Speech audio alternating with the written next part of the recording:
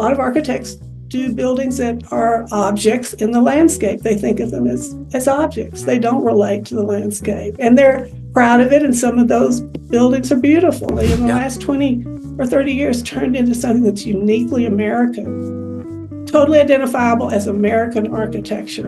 I just wanted to know what made people want that and what made them be able to work with someone to make that their idea into something they could live with. And the context of the landscape is everything.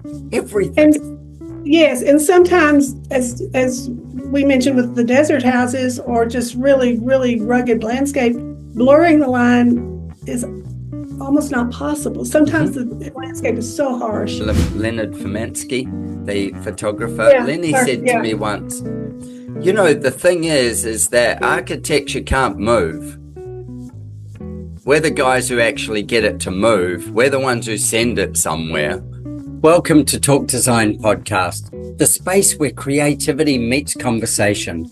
I'm Adrian Ramsay, your host, and as someone deeply entrenched in the world of design, I'm thrilled to introduce you to the minds that inspire me, in the hope that they will spark something special within you too. From a design past crafting women's swimwear to pushing the boundaries of performance sportswear, from mountaineering to international yachting to implementing systematic innovation solutions that transcend boundaries in aerospace industry, my heart remains rooted in architecture and exploring the emotional tapestry woven by built spaces is my fascination. My journey in design has been what can only be described as a life of design.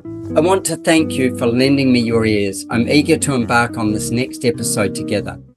My guest on Talk Design today is Helen Thompson. Now, Helen is an author, and if you do not know her work, it is all about architecture. Some of her highlights, Marfa Modern. So if you haven't been to Marfa, then at least get the book. And you know, funny thing with this book is I'm in Australia and I see this book when people are dressing houses. I see this book show up on the bookcases and on coffee tables when people are styling houses for photo shoots. Texas made Texas Modern. Santa Fe Modern. Santa Fe is very close to my heart as well, and there's a story around that. And then Private Aspen. Helen, I am so delighted to have you on Talk Design to share your amazing amount of knowledge. And, you know, for somebody who has been through so many homes and had to pick and choose which ones make it to being published, it's an honor to have you here. Thank you for joining me. Thank you. I'm thrilled to be with you today. And I'm glad to know that my books have made it to Australia. Oh, yeah. Yeah, no, they're here for sure.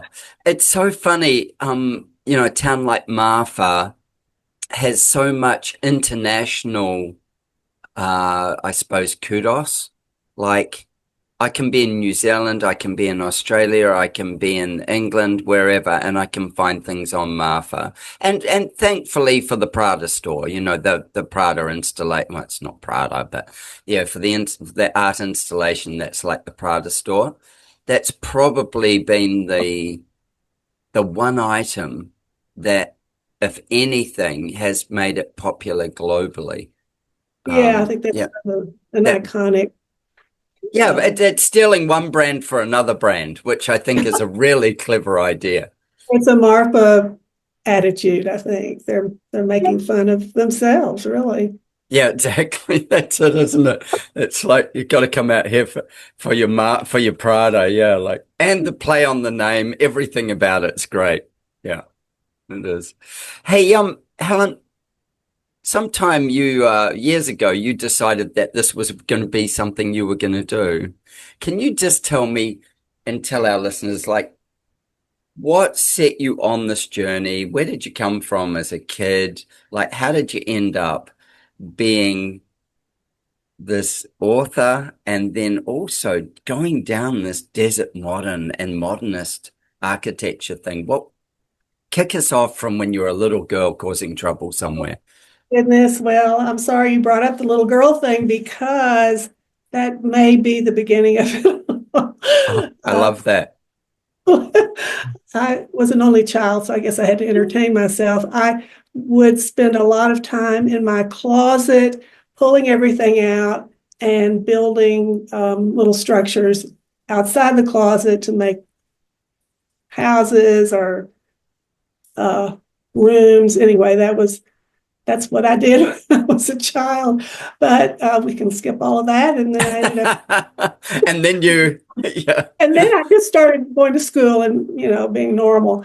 But I became a writer. I worked at Texas Monthly Magazine for many years, and Veranda Magazine asked me to do an article on a house. It was in Austin, and the minute I walked into that house, I realized you were home. I'd love. This was what I wanted to do. It wasn't that I wanted to write about interior design or how people did things that were pretty. I just wanted to know what made people want that and what made them be able to work with someone to make that their idea into something they could live with. And they always ended up being incredibly imaginative, way beyond what probably they'd originally thought. So that was intriguing to me. And then I was a reporter for a long time, which I know laid the groundwork for me being able to write sensibly about design, because I research it as a reporter would do. I want to know where, when, why, how, and what. And I want to convey that to the reader. So what I've always tried to do is make people understand what it's like to be in an architectural space. What does it feel like? And a lot of what I ended up writing about is geology, because the houses are sited on, where I'm writing about the west of the Mississippi, the landscape, and we'll get back to that in a minute, but the landscape is unique to the United States, and the houses have had to be adapted to the landscape. So that's why I've ended up writing about geology so much. But the Marfa book was the first project that I had with the photographer I've worked with a lot, Casey Dunn. We just wanted to do something fun. And we had both done a few houses in Marfa for magazines, and we just said, oh, let's do it. Of course, it was 8 hours from where we lived in Austin, and not very convenient. And no, Marfa was a fly-in, not a drive-in. It's very, very remote. If you know Texas, it's 8 hours from everywhere practically. But Marfa hadn't quite become as well known, but was on the cusp of it's wildly and widely known now. So we got in at the right time, and we're able to get some interesting houses.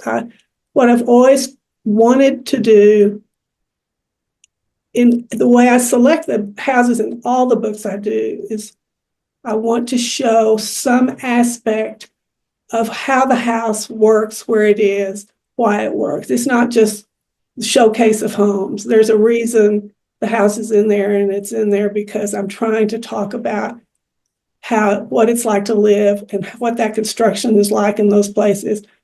And isn't that the most important thing?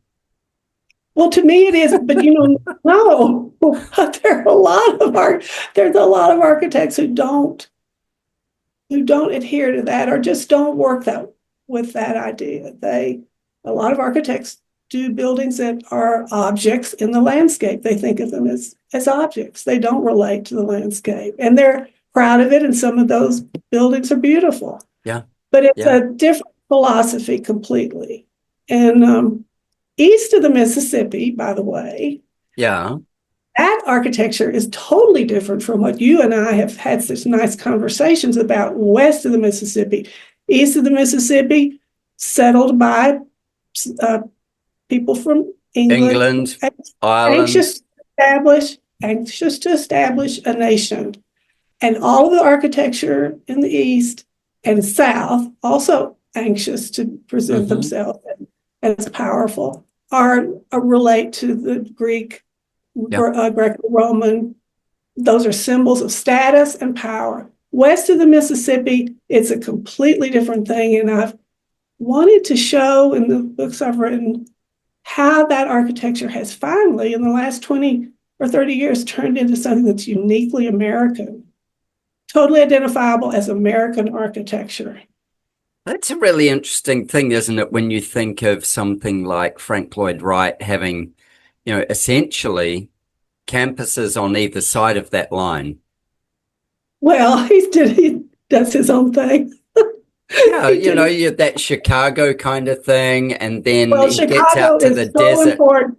Chicago is essentially important to how this architecture developed, and that's where modernism really took hold. Louis Sullivan and Frank Lloyd Wright, and of course, you mentioned Taliesin West in our conversation. At the same year, 1937, he did Falling Water.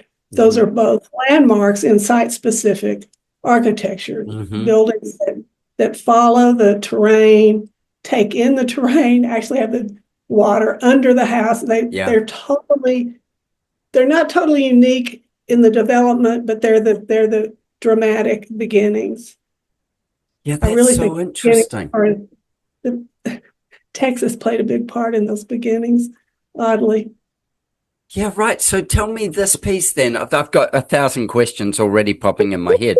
But first of all, like the Mississippi was this dividing line. And as you said, colonized, European colonized on one side. The colonies. And then pioneers and I suppose Mexican and maybe Spanish influence coming in from the other side. Influence comes in from Spain and also comes up from Mexico, which is essentially from Spain, and then also figures in. It makes this architecture west of the Mississippi incredibly interesting. In the Southwest, now when you get up to the Pacific Northwest, that's a different influence. And I was just with Tom Kundig the other day. Oh, well, okay. Yeah, and Tom had made this comment about, so much architectural photography is taken of the building, and he goes, but you've got to see these buildings in context of the space they sit in. Absolutely. And in fact, that's what Marfa Modern did for me. That was the first book, and Marfa was completely, and it's the stage we know it. It was a ranching community before, but Donald Judd, the great minimalist artist, exerted a huge influence on Marfa, and he believed that art should be site-specific. Well, we were doing this book, and I realized that the architecture was site-specific, and this was really what they were actually works of art. I came to see all these houses I had in the Marfa book as versions of art, and how important the site was. That was Judd's complete love was, and really insistence. Oh, really? That was his insistence? I like that. Yeah. But you're right about Kundig. That's right. He's totally right. You have to see the setting to understand what the architecture is. Well, so I have this thing with this, and look, I've certainly in my time, I've designed some where I've set them, I would say, on the landscape, not in the landscape. And that can be a very deliberate choice, often driven by the client. Like it, not totally, some of my own ego in there as well, I think at times, but that whole thing around the first thing that informs any home or any structure is the landscape. Now, I go back to, you'd think, it isn't, right. I go back to Kundig's thing, and, like Tom would be like, he says, he's so influenced by that Northwestern and the mining and the, all those things that become part of what the landscape has become. Now, those weren't built with any regard to the landscape other than how you could pull stuff out of the landscape, like that was the whole thing. But then when you look at the houses and, like Another good friend of mine is Ray Carblow from BCJ, and like you look at the way these guys put these houses into landscape, and the landscape informs the house for the first thing. And I always say to people, everybody just about, other than maybe for a few rooms, asks me definitely for a house full of light and air. Always. Almost all. Oh, just about everybody. Yeah. I mean, there's a few kind of people out there that want a dungeon, but that's cool as well. But so light and air is the first thing that they're asking for. And so if you don't know the context of the landscape, then to give it openness, light, air, fill it with those things so that there's this, I suppose, still blurred line between the two. The context of the landscape is everything. Everything. And yes, and sometimes, as we mentioned with the desert houses or just really, really rugged landscape, blurring the line is almost not possible. Sometimes the landscape is so harsh that there has to be other techniques if you still want to keep them as part of the landscape. Was it Ray Calabro you were talking about at BCJ? Yeah, he's got. I've got one of his houses in the Aspen book. Oh, really? Yes, Marcel Breuer did a lot of modernists did houses in Aspen, and the BCJ house is on the footprint. They had to take the whole thing down, unfortunately, for environmental reasons. But it's almost the same house. It's great. Yeah, right. Yeah, no, I love Ray's work. I really appreciate his thoughtfulness and he's got that, he twists that he's quirky. He's got these lovely things that he does that just so stylish and elegant, but then there's these little twists. I mean, great architecture, like you go back to something you said really early on, was that they become pieces of art, and people, whilst living in them is easy, people adapt to the art in them, the art of them as well. So you're getting to live in these pieces of art, and those pieces of art, they inform a feeling for you, and that feeling sets up emotional states, and then it all falls down from there. I have the thing that actually, Leonard Fomansky, the photographer, Lenny said to me once, he goes, Lenny can be quite a hard case, but he said to me once, the thing is that architecture can't move. We're the guys who actually get it to move. We're the ones who send it somewhere. We're the ones that give it an opportunity to be seen. And I often say to people, they go, why do you tour so often? And I'm like, because you can't move architecture. Lenny taught me that. And number two, as much as you can see an amazing photo of it in a book, that is a projected feeling. It's never that way when you're there. It's always different. That's it. When you're there, it feels like you give the person, like with your books, you give the person the impetus to travel and go to see the thing. And if they can be in this piece of art, then they get to feel it. But otherwise, it's a projected feeling. It's like, I love that. And it tells you of something else that you can relate it to. But it isn't it. With these site-specific houses, modernist, site-specific,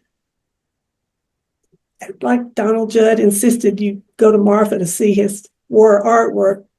You understand the landscape and the geology when you're in these houses. So you understand a lot more than just, I'm in somebody's house. Yeah. You understand why the land has made something impossible or why it's made it difficult. And here's what we do to make it something you can enjoy and love and live in. Yeah. It's such a fascinating thing. So when you decided, or when you went and did Marfa Modern, obviously it hooked you. Yeah. it grabbed hold of you. We had a good time. Then once that bug had bitten you, what happened next? Like, how did you go from that to, okay, the next? I knew that we had to do something after that. It was imperative. And so we talked about all of Texas because we had just isolated that one little town, and that was an unusual. Well, there aren't that many little towns, although it turns out Santa Fe's one and Aspen's one. All three very, very different. But I felt like Texas had something to tell us that, and I was right, except it turned out to be a lot more important than I realized. We originally, that book, the proposal was just on ranch houses, not mid-century modern ranch houses, but just ranch houses, because Texas is a big state and there are lots of ranches, and that's informed a lot of the culture. But as I was working on the book, I realized that there was one person, one architect, and it was O'Neill Ford in the 30s, who had developed this concept of what was not just Texan. He always called himself a pre-modernist.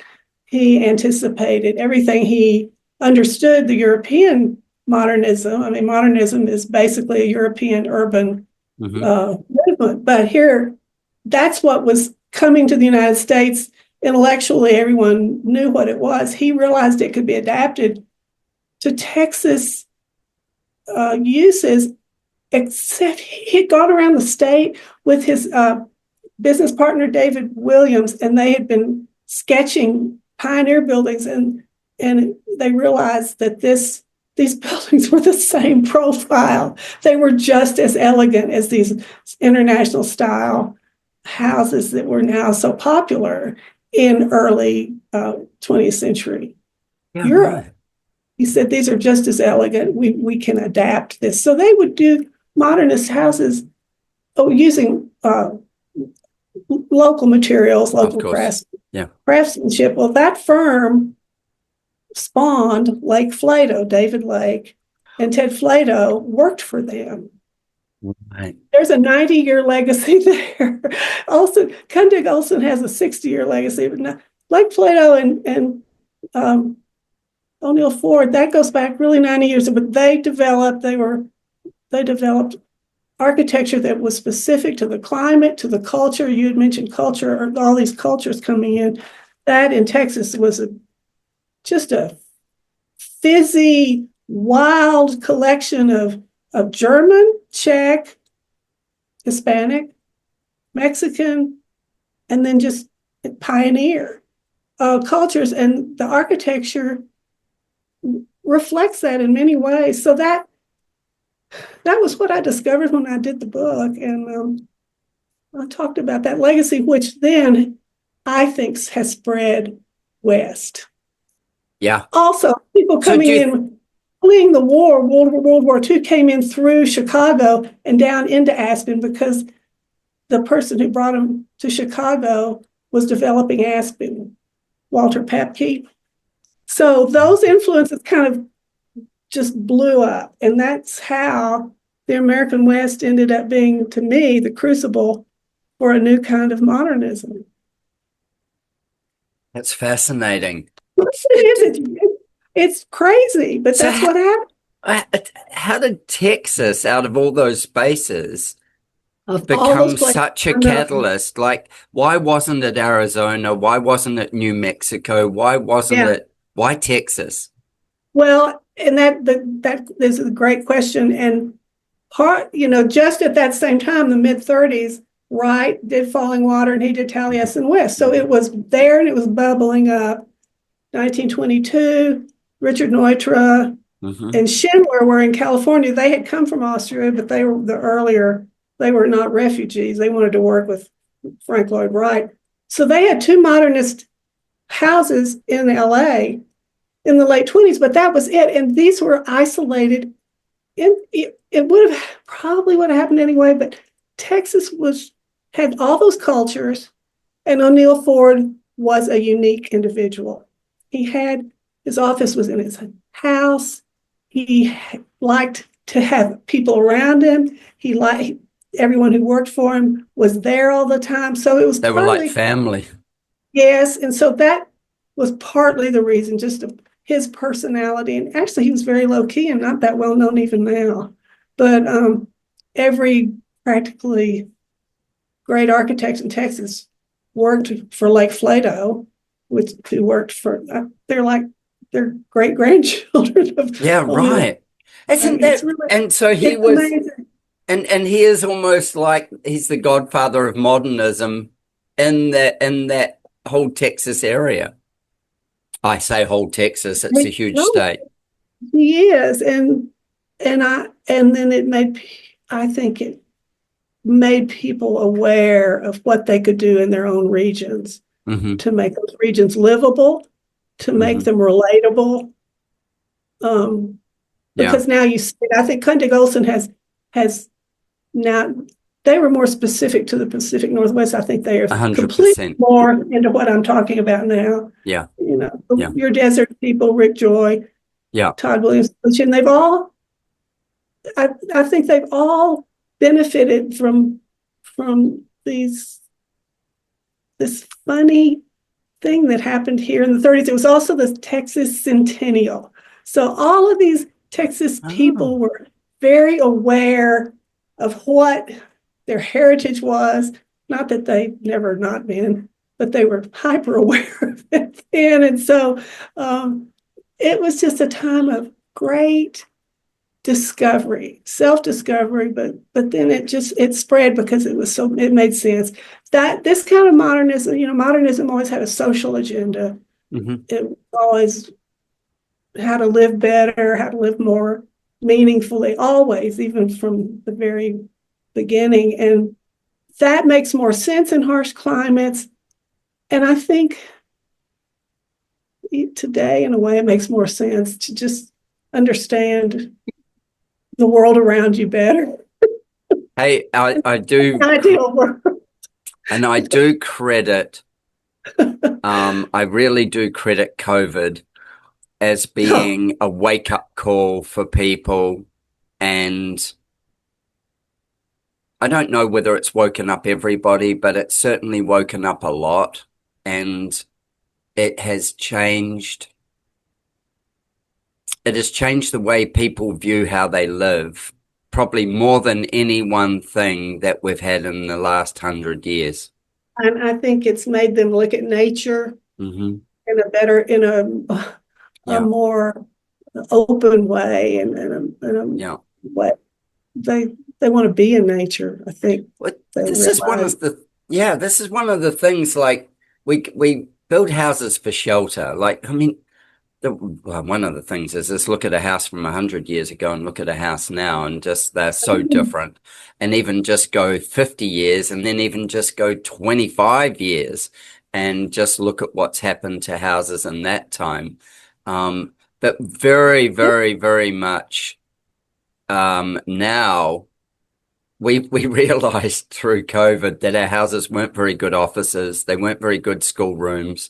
They weren't actually connected to nature well enough to make it, to make you feel like you were part of it. Right. And that maybe some people didn't even feel like they lived in their houses. They were at the office or somewhere else. And suddenly now they realize, well, this is where our life is occurring. And maybe we better have a way to enjoy it. Yeah. So based on that, here's there's something that just came to me based on that is if that's the case, we're sort of like 6 years post, well, we're not really, we're probably 4 to 5 years post COVID. Yeah. And, things went crazy with build costs and everything else during COVID. Beyond that, can you see like is there any distinct line in design that you go, oh, this is going to be, like the Mississippi, this is going to be post-COVID, and this is going to be pre-COVID. And this is what happened in architecture, and it flipped over. I think there's more use and more desire to use the outdoor spaces, even in really harsh climates. I mean, a lot of climates we're talking about are super harsh. Ted Flato always includes a swimming pool or has a house that's near a river. And I know Ted, I've known him for a long time, and I know that he does this. He will go get in the river or the pool before That's he his goes cooling to bed. system. He would like to never have air conditioning. And of course, none of his clients will buy into that, but it is a great way to cool off. And so there are strategies to make your life livable outdoors. You know, it's funny you say this, because a couple of funny things. So where I live, we have a humid climate, and it is hot in the summer, and I can't tell you the degrees in your degrees, but we may get as high as 40, which is going to be over 100 or close to 100. Oh, I know. I mean, we're 115 in Texas. And we're 100% humid, well, 99.9% humidity at that time as well. So the sweat pours off you. And then in the winter, we don't get as cold. But we get down to, you know, like yours is 32's freezing. So we get down to maybe the coastal. We may get down to, say, 6 degrees, which has got to be like, I don't know, maybe 40 or something like that. So cold, but not super cold, like not ridiculous. No. And with that, when I bought the house that I live in, which I've renovated since, the first thing I did was take the air conditioning out and cross breeze the house. Nice. That means and you put just in extra windows? Put in extra windows. Did you cut through them? No, I should have had a Dogtrot. That's a basic pioneer strategy, by the way, that now, like Flato uses it all the time. If you're in like Australia or in New Zealand, you would see the equivalent, like in a Queenslander, what we call a Queenslander. A Queenslander is raised off the ground, usually by maybe around about 5 feet off the ground. So not usually high enough for you to really walk under. If it is, it's just. And then it has a central hallway that runs front to back. Wow. And the rooms are pushed off either side of it. So it's built like a Victorian where it's separate rooms, but that's the Dogtrot. That's the Dogtrot. Here it is. Not as successfully done as Texas. And I often will draw a Dogtrot into homes here. But one of the reasons that it's not so successful is because a Dogtrot isn't a hallway. A Dogtrot is a living space. It's a full breezeway. Yeah, like. But it was. They had their meals out there, and then the dog would trot through. Yeah. Yeah. I think that it's like one of the most beautiful pieces of like functional architecture that you could ever create is this sort of one side, two sides, and then having the dog trot through the middle. And as you say, like you create this natural breeze just running straight through just by shade and heat and Your roof probably extends far out, and then there's a wraparound porch. So you've got several interventions between the hot air and before it gets into the house, and so it's great. One of the things that have moving air in the house. Oh, absolutely! I love it. I love it. We live better if we can feel natural air and breeze against us, even if it is hot. And that whole thing, like you were saying, like that Ted Flato does, is that piece of doing a water source, whether you hop in it or whether it's evaporatable, so it evaporates and brings it in cooler, how you shade different areas, how you break that shade up, so that you get these natural thermal reactions. Yeah. This is something that, like, I often go to national parks when I'm in America. And they're the best. American national parks are like, They're a wonder of the world. But if you go into any of their national parks buildings, they are often passively heated and passively cooled. Some of them are. Yeah. Like Zion's one that sticks out to me, being in Zion National Park. You know, like they can have 100 degrees in the bottom of the canyon, and they're naturally cooled. Their park buildings are naturally cooled, and I'm like, how come we've got all these cultures that have lived on this land? Yeah, without that. And we just went, no, we'll just bulldoze it and put it flat and put a square box. Something else that you said that struck me, and that this strikes me often now, is you said, we were talking about the Dogtrot, and you said, and it would have had a wraparound veranda so that you had multiple spaces to find these places to cool, and to be, like deep eaves or deep veranda spaces. Our building codes and our sizes of, and I'm talking subdivisional kind of land here, our sizes of land are often so restricted to fit the house that people want on these days that they're building to boundaries. And because they're building out to near boundary on either side, they lose this ability to get the house to spread and have big verandas all the way round. That was a luxury of, I'm talking Australia, that was a luxury of like land size.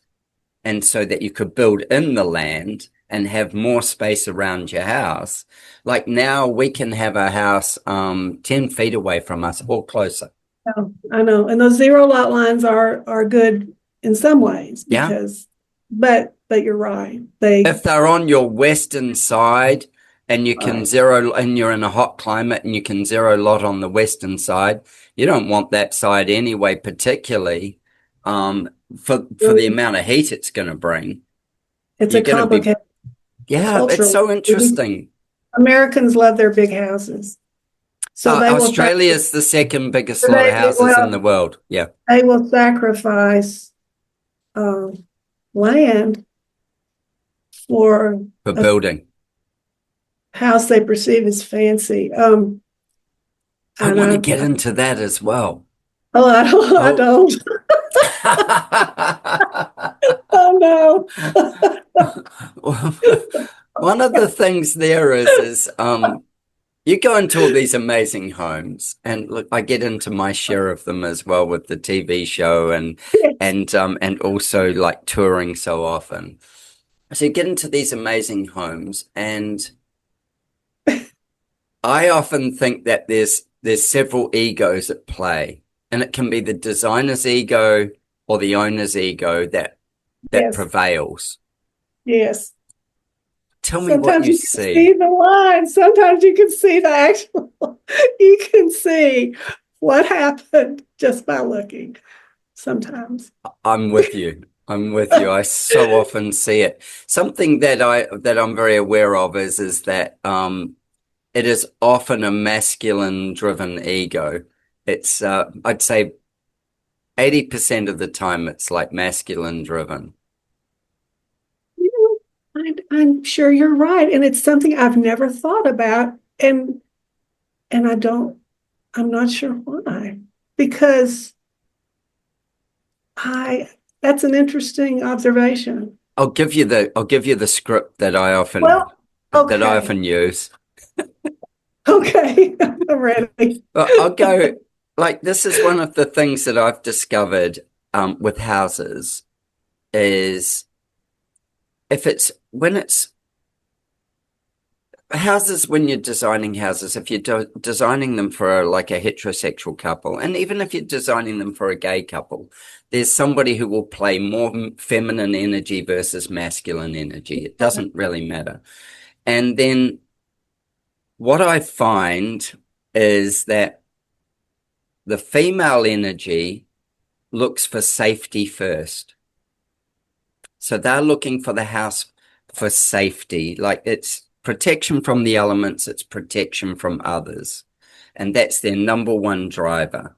And then their second driver beyond that is beauty. Like they look for how it can be made beautiful. And I often think of a woman getting dressed. So I came from the fashion industry. A woman getting dressed, she layers on whatever she's going to wear. And, you know, some woman would wear, say, what I would call underwear, and other women would wear lingerie. And that is all about a feeling that they have about themselves. They're dressing in that for themselves. And then they'll put on, and I'm going to make the distinction between men here in a minute. Then they put on whatever that next layer of clothing is going to be, and then they adorn themselves. Then they'll put on earrings, they'll put on makeup, they will play with themselves to adorn themselves.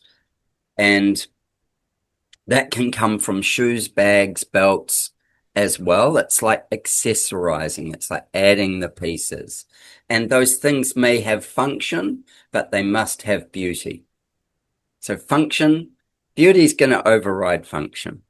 And so when I look at it, I go, okay, this is the drivers. And then another thing women want is privacy. So you may choose to wear lingerie, or you may choose to wear underwear. One will be more comfort driven or more psychologically comfort driven. With that, you choose who sees it. You choose how it is for you. You choose that. That's private. So women are also driven by privacy. That privacy can extend to an opening their home to community, opening their home to family and friends. It can do all those things, but it's also private. It has its private space for them. And I often think so from the fashion industry, the way women layer themselves is privacy first, and then layering outside of that to adornment. With men, often it's I call it the big swinging dick. And that's because it's like, I want people to see that I'm a provider. I want people to see that I can succeed. I want people to see that I've managed this. Now, that isn't always the case. Might be well hidden behind gates and all the rest. But when you arrive, you see something. You go, whoa, check that out. Like, where a woman will want that as well, but for different reasons. But a man will go, build me a big monument. Build me a big phallic one if you can. But just build me something that people see and go, hell yes. Whereas a woman will want somebody who goes, oh, that is so beautiful. And they'll fall in love. Isn't it interesting? And I've been doing this for maybe, I want to say probably 10 years, going, is that more masculine or is that more feminine? What part makes it what? And I often ask architects when I'm with them and they've designed a house, I'll go, masculine or feminine energy? And they look at me and I'm like, well, what is it? What's the house doing? And then they'll kind of justify different pieces. I go, who was the design brief from? Who drove the process? That's usually where yes, and it's not always the male it's not. They usually take roles in it. But then to satisfy male ego, I find often it will be like I say, the big swinging dick. It's like here we are. We've created something that people can see that I can provide, that I can be in my masculine energy, and that's not a bad thing. I'm not saying it's bad. It's a wonderful thing. It creates this piece. When it's put in the landscape, it becomes, and it's of the landscape, it's so beautiful that you're creating another piece of landscape. Getting that vibe so much. I think I've probably avoided those big swinging dick houses. Probably, maybe because you're a woman. Well, I don't know. Look at the books and see. There's no overtly feminine houses in my books either. Yeah, it's so complicated because it is really usually one of the couple is the driving force. Not always. I've done some really seen interesting houses where the husband and wife did not agree, and it actually turned out to be something really interesting. But those poor architects, they really have to be interpreters. That's the marriage counseling part of architecture. There's a lot of there is a lot. I have heard yeah, I can tell what you can't say. Shooting a house while shooting. So yes, I know that dynamic pretty well. But go back to the books, and also I want to go back to before we go too far down that. We'll do that offline. The thing where you were saying about like in Austin and the Balcones fault, and how land, especially when it's modernism, how land starts to inform homes, and then the energy of that land. So, when you started talking, you were talking about the fact that you feel these homes, you go into them, and the feeling that it gives you. And I have this great belief that land, when you walk over it, it feels like it has a feeling. And as you proceed through landscape, it I don't know, grabs you, it holds you, it fills you up. Ted Flato is almost like those water diviners when he's looking for a site, the site for the house. He just walks the landscape over and over. And I've written about a lot of his houses, and I have heard many times from the client, that's not where we were thinking at all. We wanted it on top of the mountain, or we never. In fact, we never even saw that site. We never saw the place he put we've owned this property for 50 years. We never saw that. So there's one of the houses in the Texas Modern. That's what they said. The property had been in their family for a generation. They'd never been on that part of the land. So I think it's an absolute innate ability to be able to find the pieces that carry the magic. Yeah. But that question you were asking me about the Balcones Fault in Texas is the east side of Texas. East Texas is piney woods. It's really part of the South. And construction materials there are mostly wood. And you'll find a lot of those little pseudo plantation style, the colonial Doric columns. That's common over there. But once you go past the Balcones Fault, it's limestone, it's hill country, the famous Texas hill country's there. That whole area is underlaid with little springs that bubble up in the porous limestone. The aquifers are there. And that's a completely different kind of architecture. And that's where the modernism has done so well. When I was doing the Texas Modern, I really had trouble finding modernist houses to the right side, to the east side of it. Yeah, right. The west side of that is the Texas that I'm in love with, more so than the right. Everybody thinks of it's Texas. And that's most of the state, but there is that chunk over there.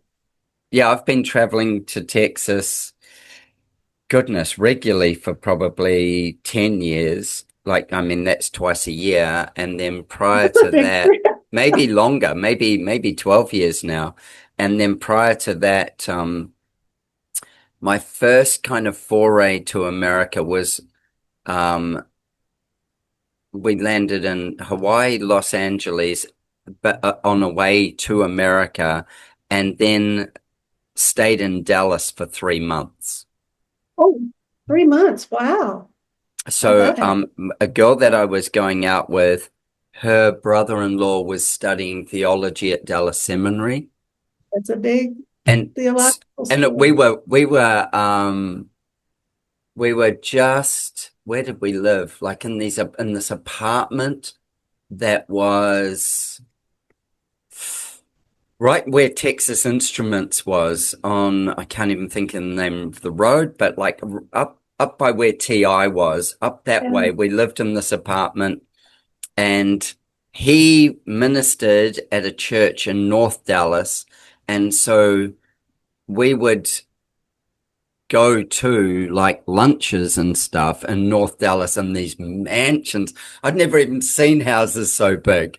I was like, oh my God, those are this was perfect examples of statement making architecture. big swinging dicks, plenty of them. That is the quintessential. That's It was, but I'd never had, and like I had an interest in architecture, but I had no idea that anything like that really existed, especially en masse. And I was like, wow, talk about an eye opener. That massive. Yeah, yeah, yeah. So that was my first falling in love with Texas. And interestingly, so I came from New Zealand to there, and then I traveled around the rest of the states and did a whole lot of other things. But also before I left the states, I ended up down in Port Isabel and windsurfing down the bottom there. Yeah, and I'd spent some time up in Colorado and stuff as well, but came back down to Texas and drove all the way down the Rio Grande, all the way down. That's how we came. We came through from Colorado. And in driving down the Rio Grande, of course, we got to experience all that West Texas side of Texas. It's overwhelming in a way. Yeah, it was fabulous. We camped, we windsurfed on the river, we windsurfed down in the bay. We did all that. We spent, I think, maybe a week. I'd never seen a rattlesnake before then or a scorpion. I've seen them then. Yeah, you would. yeah, you would. Yeah. So take me through this, the feeling of land, and then I want to jump to like Santa Fe and Santa Fe Modern, because Santa Fe is like, it's another magic. It's got magic in that space. It's like saying Sedona, with its portals and all those things. But Santa Fe has this magic.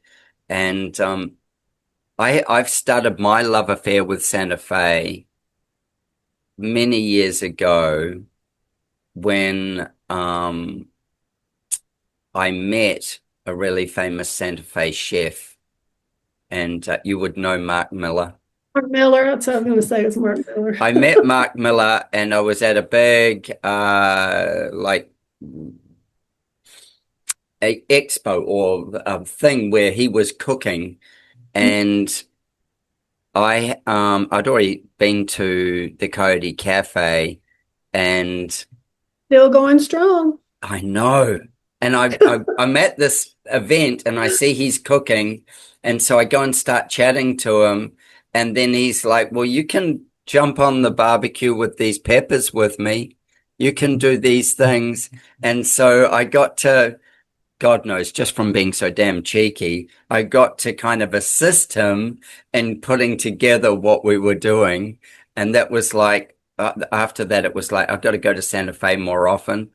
And I just about always go to Coyote Cafe when I'm there, but the place is full of magic. I want to come there and go skiing, actually. That's one of my things.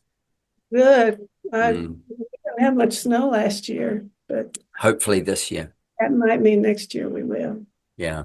Yeah. So tell me about jumping to Santa Fe. Okay. Yeah. Well, I wanted to continue the modern series. By that time, I'd done 2. I wanted to do another one. And I told some of my design friends who live here, one in particular, and his house is in the book, that I was doing this. And he said, well, good luck. Because there wasn't that much modern here. Right. This was, I don't know, 7 or 8 years ago.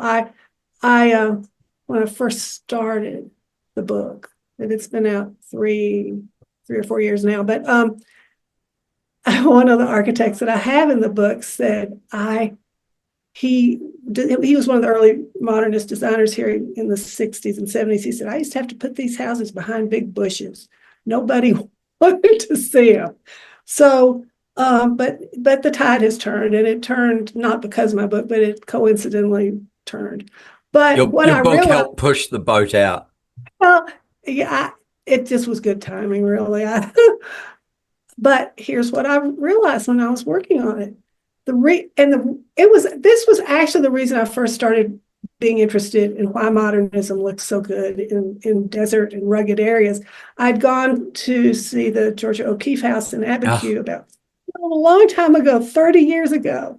And I was so struck by how fabulous she had, Alexander Calder mobiles hanging from the ceiling. Everything was, all the furniture and the art, of course, was modern, and the lighting, and it looked really fabulous in the desert landscape in that old rustic house, which she had done a few modernist things. She'd taken out the windows and butted the butt together at the corners like Wright did. She had done some modern modernizations to it, but it looked so good. And I why does it look so good? So anyway, I finally got around to doing this book, and I realized that this profile of modernism, the long, sleek, rectangular box, that's the stereotypical prototype of it. That profile has always been here. It was here in the cliff dwellings. It's been here in the Pueblo buildings. They're little modernist square. That profile is something that fits in the landscape. Those cliff dwellings are 700 to 1,000 years old.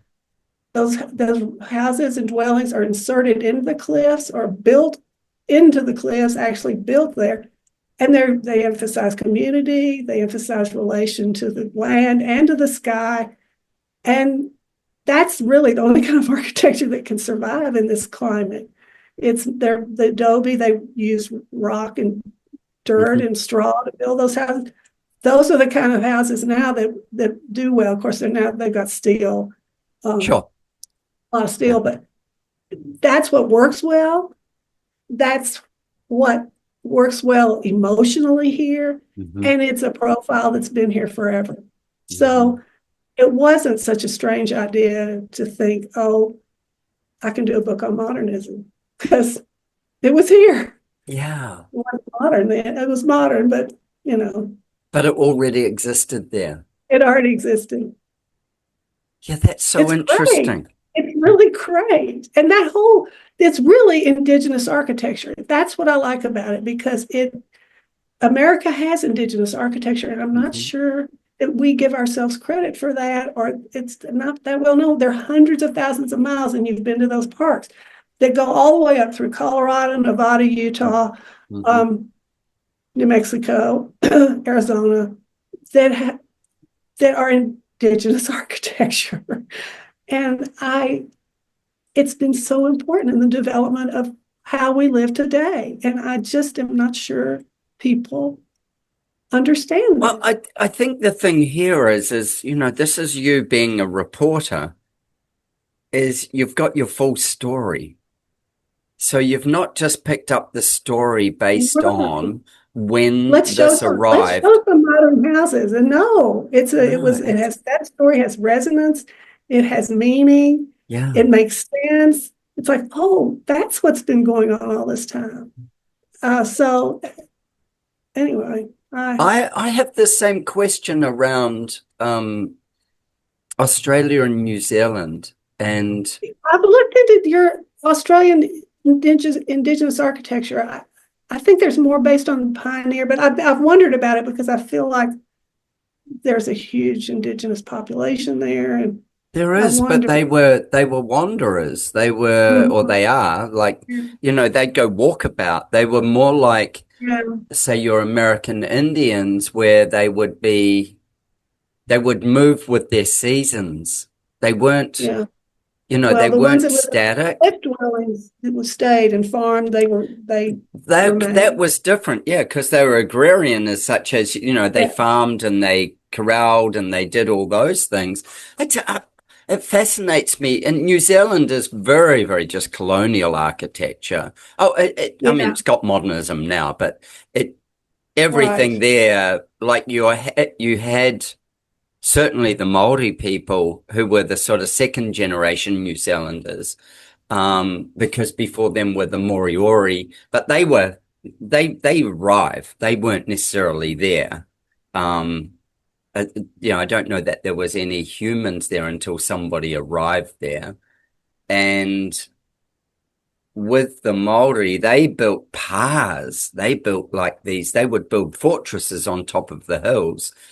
And again, I don't know. I need somebody who can come on the show and tell me this, that they're built like a colonial structure with a roof that hangs down and sidewalls, like this is like a already shed. Influenced. Yeah. But whether they shed. were prior to our colonial like raiders coming, well, New Zealand was a funny country for development. It was like an opportunity to leave England or wherever in Europe, usually England, but it was an English colony, and it was colonized very deliberately.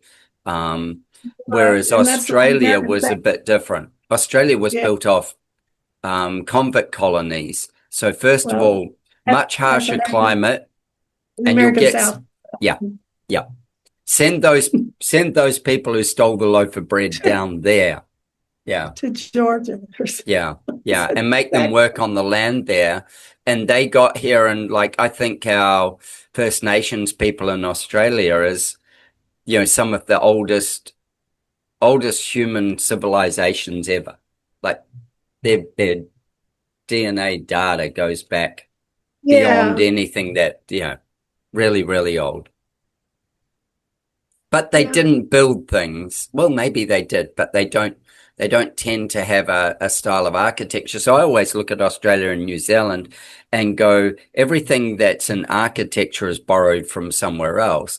That point that you made before about the unique landscape that happens in America on the west side of the Mississippi, and it has created a vernacular of American architecture. It has. And it's a recent vernacular because I worked at Metropolitan Home. That magazine was so popular, and it went under in 2009 when a lot of others did. But when I first started writing about Lake Flato, our readers they loved the work. But my editors would always make me explain, okay, we need to say the design is influenced by America's agricultural backstory. I had to have some kind of a catchphrase where they could get why they were using oil field pipe and why they were using rustic material. So it's been fairly recent that this architecture has emerged into what is truly a vernacular. It's pretty exciting when you think that that's happened in less than 200 years. Oh yeah, it's really 40 or 50. I mean, slow beginning with David Williams and O'Neill Ford driving around in their little jalopy drawing sketches.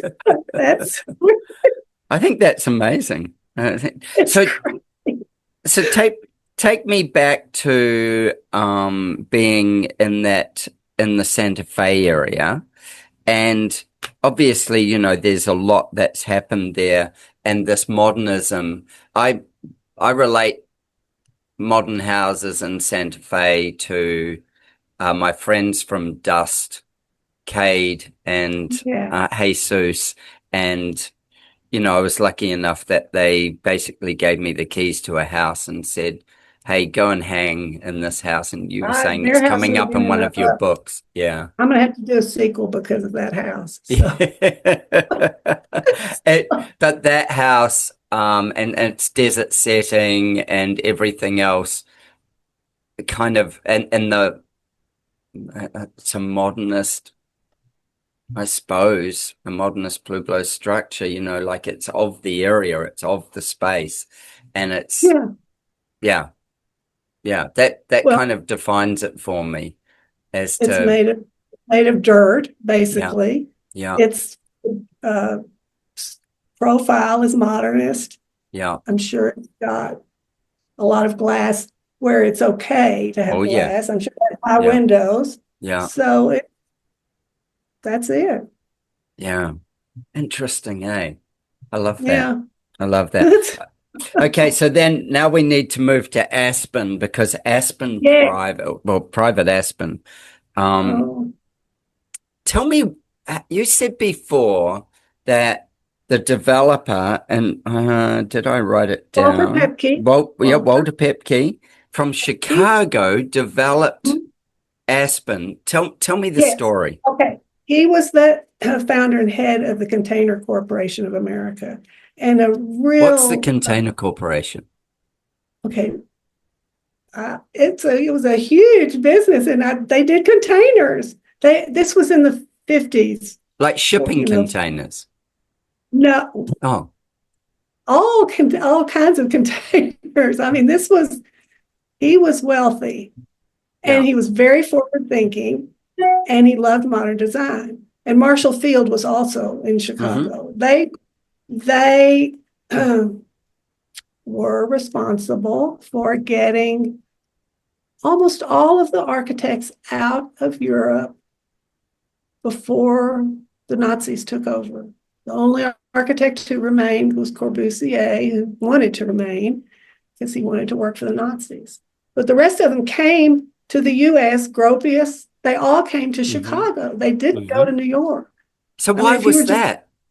Because of those two men. All the Bauhaus people came to Chicago. The largest collection of Gropius buildings is in Chicago now. And so all of the Bauhaus people came. They found jobs, but Paepcke asked Walter Gropius to help him revive Aspen. Paepcke had this idea that Aspen would be a place where people could study the humanities. It was an old mining town. It had been abandoned. It was falling apart. It was a silver mining town. It was completely deserted. He and his wife had gone there to ski, and it was so pristine and beautiful. And there were mining cabins there, but it had had a boom about 40 years prior to that, but it was pretty dilapidated. So that was our dream, and he wanted Gropius to help him rebuild the town, and Gropius said, no, but if you build modern, and he recommended Herbert Bayer, who was one of his colleagues at the Bauhaus, who had come. Paepcke had already brought him to Chicago. A lot of those architects liked Aspen anyway because they could ski. It reminded them of their Austrian and German homes. So of course, yeah, they were mountain. They were mountain and it was people. So they were free, and here was this beautiful environment, and they could do. Bayer he had carte blanche. He designed the Aspen Institute. He redid the Opera House. He did some residential houses there. A couple of them I have in my book. Some of them have been torn down. No. Fortunately. Money will do that. It did do that. And it's wrong. So it's a really fabulous modernist history. They had freedom. It's fun to see those buildings. A lot of them were international style, but then, and there's a great heritage of that kind of building still going on there.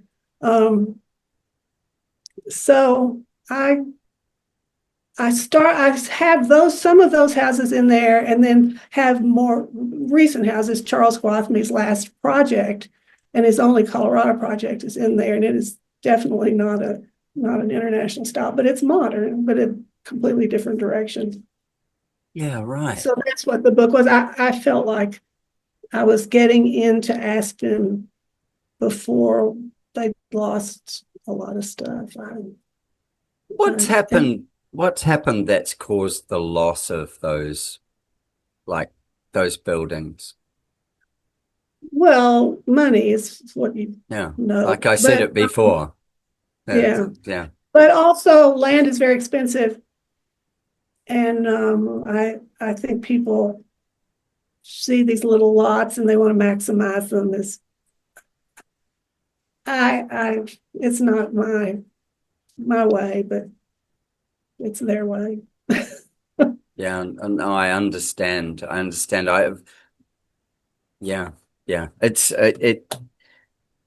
I'll often have a client that will, talk about like a space or a place where they live, and they'll talk about somebody else who's, you know, just spent whatever millions and is knocking the place down, and they're kind of I'm going to say kind of like going, wow, and then also kind of like, it was a perfectly good home. And I go, yeah, but like, you've got to understand, when people have got that much money, they're just buying a position. They're buying a space where they want to be, and they don't want to be in somebody else's space. They can afford to be in their own space, and for them, they're going to build their own monument to themselves or their own way they want to live. They don't want to adapt. They want the journey. And so often I think that really expensive property, unless it's historically listed, is more likely to be bulldozed than sort of the next level down, where the people go, I'm buying it for these reasons, and I'll adapt and live with what it has, and they'll modernize it. They'll do things, you know, they'll bring it into being more comfortable to live in. But yeah, it's probably safer. The architecture is safer at that level than it is at the bigger level, where it's like, just knock it over.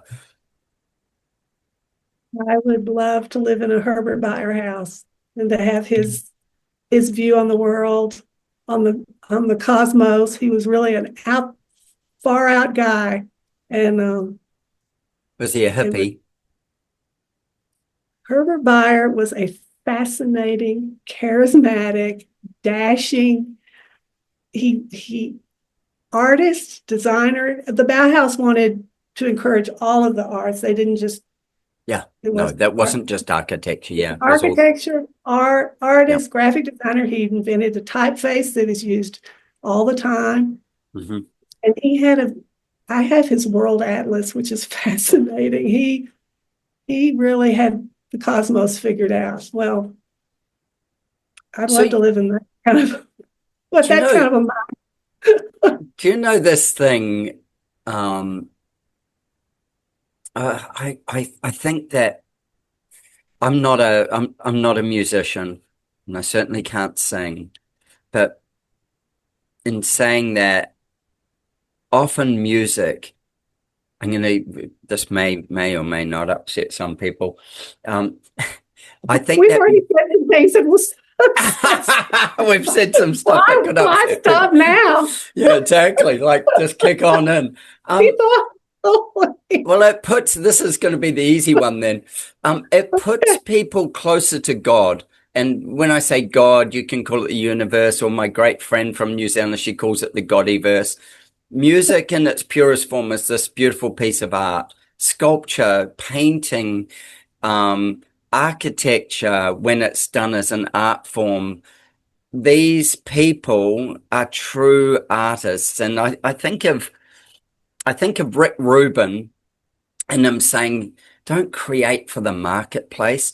Create because you can create. Do what's right for you. And that's what these people did. They took this, like you're saying, like Herbert Bayer, like he took this landscape. He took all its elements, all its feelings, and he created something that he believed was a piece of livable art in this space. And it was connected to God. It was connected to the earth. It was connected to everything that happened and would happen. I think you feel it when you're in those kind of houses. You can 100%. Feel it. And I always preface this with, some people are designers and some people are artists, and the artists leave an indelible mark on humanity. Yeah. The designers, maybe.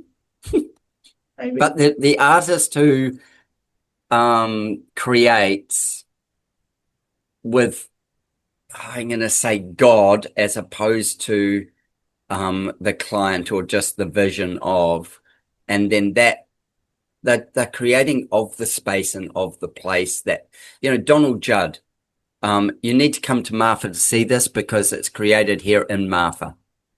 It's out of context somewhere else. It doesn't matter. No, that's where it lives. Yeah, it's home here. And so when you see it at home, it makes sense. You can take a piece and put it somewhere else, but you're only taking a little piece of this apart and putting it somewhere else. It still belongs here. And that's the artist. That's what we've been talking about this entire conversation. And that's what my books are talking about. I think that this kind of architecture is creating a sense of belonging and of inclusion, and it's beyond. It's beyond a collection of houses. Yeah. Isn't it? I marvel in the client and architect or design relationship that allows that to happen, because it's not usually the architect designing it for themselves. They're designing it for somebody, and both of them can bring what they bring to it, plus the land, plus the context of the environment. And I have written on my wall here, let go, let God. And it's not that I'm a hugely religious person. It's about, are you forcing this, or are you getting this? Like, at which point is it coming and going? I think you've hit on something really important. I think it's an act of reception. I think you are receiving. And I think that's the secret sauce there. It's that you're receiving. Yeah. From the universe, from your architect, from the land, from the climate, from your history. Yeah. Culture, you're receiving it. Yeah, I think so. And being comfortable to be able to receive. I know, not egotistical. Yeah. Isn't it? Most people are caught on control and ego. Well, ego is probably control somewhere, but ego and control are driving these things. And when you can be comfortable, and I think that people who get really comfortable with who they are at a young age are really, really lucky. I think most of us have to grow into it. Very lucky. Yeah. Yeah. And we also kind of like, the comfortable thing is this, as we get older, we go, I don't really give a shit what that person thinks, or I don't care what they think. I'm comfortable with this, you know? And that's partly protection, partly self-worth, partly ego. And then you add kindness and love to it, and you go, well, if it's just from kindness and love, then nobody's getting hurt from it. It's just me being, and then you're back to your artist. I think you're right. Maybe we're just birds of a feather. Well, maybe so. I wrote all those books, and I don't think I mentioned love or anything in there, but that's an important. I don't think you can separate yourself from it, because at some point what happens is, for you, I am sure this has to happen. You go, you see, you feel, and, you know, for the 100 that you see, you probably publish one. Yeah. And it's when everything kind of aligns. And when it aligns, you know that you've found not genius. I don't know. You know you're there. Genius in the sense that it's the spark, a great magical spark. Yeah. Yeah. The houses have a story. The owners have a story. The land has a story. And that's when everything works just right. I love that. It's so good. It's so good. And and the other thing that you've had the opportunity to identify is the people who do that, or who have done that successfully. And you can't see their work probably in the first, especially in architects. If you could see it in the first 10 buildings, it would be amazing. But they've got to get to their rhythm and their space as well. It's not It's unlikely to be in building 1. No, and this is kind of that love talk again. They've got to find a client who they can work, who understands them and who they understand, and who has a mission involved in their minds that's going to be something that turns into something. So I wonder if you had to describe like the ideal client, because without the client's quirkiness, without the client's drivers, like I always say to people, I don't care as much about the project as I do about the people I'm going to do it for. So the people I'm going to do it for is going to be the primary relationship. And if they're no good, then it just ruins my business for a few years. You're with them for 4 or 5 years. You got to fire them. You got to fire them, like you've got to fire them early. You've got to like be able to go, you know what? There's no magic here. There's no magic here. This is just for fees. It's not worth doing. Find one with magic and then do it. I think you find somebody, you probably know it pretty quick, I would think. Somebody who's curious and who's open to ideas and who wants to explore ideas. And I think they need to know themselves pretty well too. So I think that's it, isn't it? Like if you find somebody who knows themselves pretty well, and which is not common actually. It's not that easy. Well, that's it. I often say, it's a bit like dating. So you see somebody that you think looks fabulous, and so that's the first attraction point. You go, oh wow, they look fabulous, or they look interesting, or the way they move kind of captures you. You notice them, and then you go, oh well, like you get past the facade. I always think of buildings like this. We have a facade, and the facade's what we present. And we're back to those East Coast facades again. The Western stuff, we don't want facades. No, we want just what's real. So we're asking for structure. And then when we go from structure, because it's structure, and maybe this is pioneer spirit.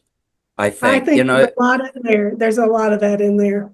Because that difference, like if you work out Western Australia, Australia's not got many people. It's less than 30 million people, and the country's the same size as the US.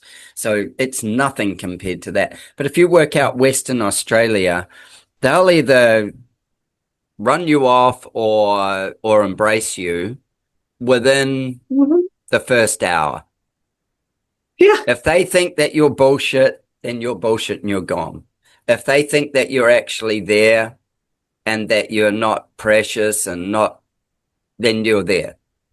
Yeah. Then they'll bring you in, and they'll bring you in and they'll test you. They'll test you for sure. They'll give you a couple of tests and just check whether you're actually solid or whether you're good for it. And then they'll be like, okay, cool, let's go from here. But if you go there and you screw up, you'll leave, because nobody will touch you. Everybody will be like, don't come near this person. And so maybe that's that Western spirit. Maybe it's that pioneer spirit. You've got to be able to trust. I think it's a survival adaptation. You gotta know. Yeah, get rid of the snakes. It's so that part of it, when you're looking at the different places that you go to and the different things, and then this ideal client kind of thing, it'd be a fascinating thing to look at the architect and the client that allowed it to be created, and how they, I want to say, somewhat collided and somehow flowed at the same time. Yes, and that's exactly what you want too. You do want some collision. You want some collision. Yeah, you want some energy. Yeah. Otherwise, one of you's dead, One of you is not bringing something if there isn't some tension and some push and pull and some understanding and some respect. It's fascinating. It is great. So what are you working on now? Well, you've already given me about 3 book ideas, so that's That's what I'm working on. I think this lull, Private Aspen came out, but my problems have been solved. Thank you. Your problems have been solved. I want to come and play. That's what I want to do. I want to come and play. And I'd love to get you to speak at some things. And I think it'd be really fun to do some podcasts together where you put some of your people from the books and co-host a podcast with me. That would be really fun. Would be. Yeah. You've got so much knowledge and so much ability to bring the story alive and of the place as much as of the house. I think that, I'm a geologist. Yeah, absolutely. A lot of fact checking on the Rio Grande Rift before I put anything down. So have you ever come across these people who map like geopathic stress lines in the earth? But it sounds like something that makes a lot of sense. Yeah, well, it could be a bit woo-woo. Are you talking about Santa Fe's in the center of one, aren't you? Is that what you're talking about? No, I wasn't. No, I don't know. But no, geopathic stress line, there's guys that map, or people that map these energy lines in the earth. Yeah, right. Yeah. And Santa Fe is supposed to wouldn't surprise me. Sedona's probably one as well. And I think Nepal or someplace. Yeah. No, I think Santa Fe is one. And I totally believe. So when you moved to Santa Fe, how long have you lived there? 7 or 8 years. And where did you come from? Austin. And then before that? Austin. And before that, Austin. Austin. Are you a native? Yes. I never thought I'd leave Austin. Never. So ever. What dragged you to Santa Fe? How do you take out of the greatest city in Texas? How do you, I'll get in trouble for that one. But Austin, it's a collision, Austin. It's a collision in music. It's changed so much since I grew up there. And it had just changed a lot. And it wasn't suiting me so much. And I felt like I belonged here in Santa Fe. Yeah, okay. Kind of mystical. I think Santa Fe, again, it's one of those places. I have a love affair with the place. I'm like, yep, there's something magic there. Have you spent much time in the Ghost Ranch? Like you were talking about Georgia O'Keeffe before? Yeah. But not constantly. Yeah. Is that where you like to go? I haven't actually spent time there enough to know.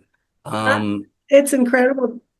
Yeah, I've been. But the geology there is so wild. I mean, it looks like it's from outer space.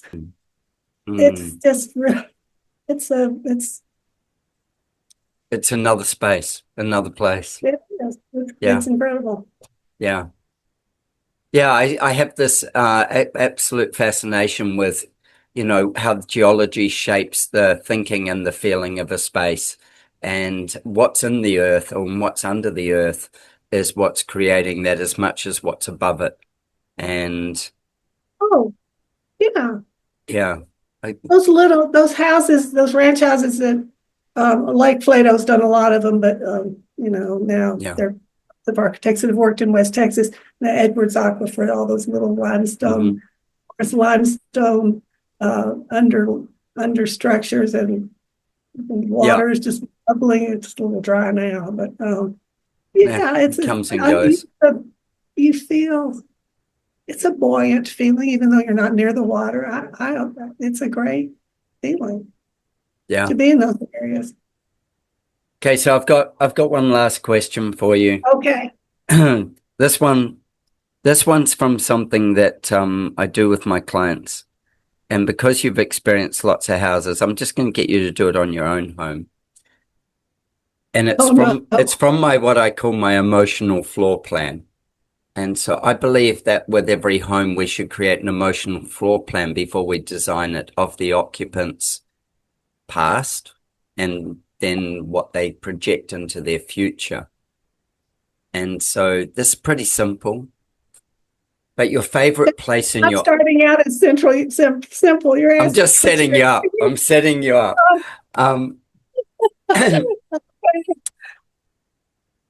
It may require some vulnerability, but we'll see. It will require vulnerability. It'll be a more honest fit to say that. Thanks. Oh, in your own home, in your own home or any home that you've lived in, your favorite space. Oh, easy. My bathroom. That's where I hang out. Okay. Bathroom. Oh. And if you had to sum the bathroom for you up into one emotional word, what would that word be? How does it make you feel? It makes me feel, I guess, safe. I read in the bathroom. I've got a nice little upholstered bench. I read in there. Of course, I'm staring at myself in the mirror for hours. There's that. And then bathing. So it's an all-purpose. The light's great. It's a nice place to get ready to go out, to meet the day, or to get away from the day. I want to attack both of those. So one of them is that meet the day. And when you say safe, tell me when you feel safe, who do you become versus who are you not when you don't feel safe? Actually, I'm the same person all the time. It's shocking, but I am. But sometimes, you got to get ready and go out. And when I was working at full time, I sometimes felt like I needed to be more armed and ready for anything. Right, put your armor on. Right. So that was the benefits of the bathroom then. It was the dressing room for the armor. Oh, yeah. And that then was an office job. Yeah, right. Yeah, absolutely. You're going to deal with like, I don't know. And in that piece of it being like, we go back to those times, like of it being this place where you put on like your outer ego, your outer ego, the one that goes and faces the world versus the one that you said before where it's like you retreat to there or like, tell me about that. If you're looking for me in the house, just go into the bathroom. I'm reading. Right now I'm reading Michael Pollan's book on consciousness. I'm in there reading, or I'm taking a bath, or trying something experimental on some body part. Usually my hair. So They could leave that up to the listener's imagination. Oh no. Trying something experimental on a body part. Well, I like that. Yeah. I just put some tanning lotion on my legs the other day. Right. It turned out purple. So, right. So lucky you started on your legs. It's a good thing I stayed in the bathroom that day. So it's a very private space. Yes. Yes, it is. And it's restorative. Mm-hmm. Pretty. It's pretty. Yeah. Yeah. And so it gets you ready as well. So it brings this ability to, I'm going to say, not re-engineer, recloak yourself for the outside world, and then also settle your inner world. Yeah, I do a lot of thinking in there. A lot. I've got notes all over the place in the bathroom. So it's a creative space. It is a creative space. Ideas that I get for something I'm working on, that presentation I'm working on for the AIA. Got notes all Yeah. over the counter, all over my quartzite counters. Yeah, right. It's fascinating. It's fascinating because I ask this question of a lot of people, and I get lots of different answers from it. And the bathroom isn't an unfamiliar answer. Yeah. You're not the only one. And Yeah. I think it maybe has something to do with the privacy of it, as well as you know, I want to say you can be naked. It can strip you back to whoever you unobserved. Right. You know, there's a wonderful little book by James Allen called As a Man Thinketh. And a man unobserved, or a human unobserved, is only truly themselves when unobserved. And I love that little bit of philosophy. Yeah.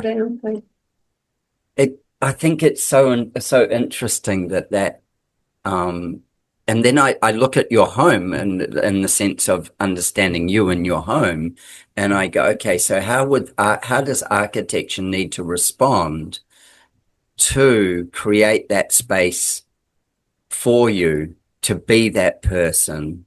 How much, like, when does it get it right and when does it get it wrong? And if you could design any bathroom that you could ever want that gave you all those things, then how would we discover those things about you, about the form, about how it allows it to interact with outdoors and indoors, whilst maintaining your privacy, whilst accelerating or giving you your sympathetic nervous system to drop down so that your creativity can start to flow, you problem solve, you idea gather, you capture, you know, like, it's amazing that one room, you could survive a beautiful life with that room and maybe one other, you know, like that room alone, you could just, it holds you and it holds space for you, and it meets all these different pieces of needs. So I love to dig into this whole thing and go, it's so important when we design for people that we get that understanding of what completes them. I have a client, she said to me, the bathroom, and I'm like, right, she's got 2 kids and a husband, and the boys are like maybe 17 and 14, something like that. And she said the bathroom, and she's a public figure, so she's television. Yeah, the only time she's ever won, probably. Yeah. And I remember when we were talking about budgets on her house and all the rest, and there was a point when her husband said something about, well, we could steal some space from the bathroom, and you know, that because that's an expensive room. And I'm like, I remember going, we won't be doing that. And he kind of looked at me, and I said, we ain't doing that, man. That room is that's the temple. Because every day she has a bath. Every day she has a bath around 4:30 in the afternoon, and closes the door. Nobody can get in. It is her space. And she goes, then I'm lying in that bath. I'm like, what are you doing? Drinking wine? And she's like, no. She goes, I get in there. Everything washes away from me. And I start thinking. It's her creative engine. And that creative engine drives the whole force of the home. And their business, everything, you know. And I think about you going in there, and she has her times. She's got to be up sometimes early for, you know, like to be on some show or do something. And so her bathroom needs to be, or their bathroom, their ensuite needs to be separated from their bedroom as well, so that she can come and go, without waking him and all those things. And yeah, it's so interesting how it forms the engine of the person, and it supports it and it nurtures it and it creates that person's ability to be themselves. I am excited to hear what you're going to write next. And you can also share whatever you come up with wildly in the bathroom as you experiment. That would be fun. There could be a book in that. But I love this talk that we've had, this from the emotional level of how architecture and landscapes and places inform so much of our understanding of them. There's so many places that we'd never go to if there wasn't architecture already in them, or if there wasn't community. Right. You're absolutely right. Or go to places where the architecture could be anywhere.